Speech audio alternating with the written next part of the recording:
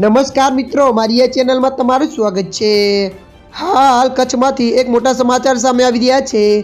રાજ્યમાં છેલ્લા કેટલાક સમયથી ભૂકંપના આંચકા નોંધાઈ રહ્યા છે। ગત મોડી રાત્રે 2:46 વાગે આવેલા ભૂકંપના આંચકાનું કેન્દ્ર બિંદુ રાપર નજીક નોંધાયું હતું। ગુજરાતમાં ભૂકંપના આંચકા ખાસ કરીને અમરેલી અને કચ્છમાં અનુભવાતા હોય છે, જે બાદ ગત મોડી રાત્રે ફરી કચ્છમાં 3.1ની તીવ્રતાનો ભૂકંપનો આંચકો નોંધાયો છે। હમણાં થોડા દિવસો પહેલાં જ કચ્છમાં આવેલા ભૂકંપથી લોકો ફફડી ઉઠ્યા હતા અને ઘરની બહાર દોડી આવ્યા હતા। જોકે હાલમાં ભૂકંપથી કોઈ જનહાનિ કે આર્થિક નુકસાનના કોઈ સમાચાર નથી। ત્યારે મિત્રો, મળતી માહિતી અનુસાર વધુ આપને જણાવી દઈએ કે ગત મોડી રાત્રે 2:46 વાગ્યાની આસપાસ કચ્છમાં પંથકમાં ભૂકંપનો આંચકો અનુભવાયો હતો। રિક્ટર સ્કેલ પર તેની તીવ્રતા 3.1ની નોંધાઈ હતી અને તેનું કેન્દ્ર બિંદુ રાપર નજીક નોંધાયું હતું। જોકે સદસ્યભ્ય આ ભૂકંપના આંચકાથી કોઈને જનહાનિ થઈ નથી। ત્યારે મિત્રો, અત્યારની આ મોટી ખબર મળી રહી છે। ત્યારે મિત્રો, હાલ માટે આટલું। મળીશું નવી અપડેટ સાથે। જો તમને અમારો વિડીયો પસંદ આવે, લાઇક, શેર અને સબસ્ક્રાઈબ કરી નાખજો। ધન્યવાદ।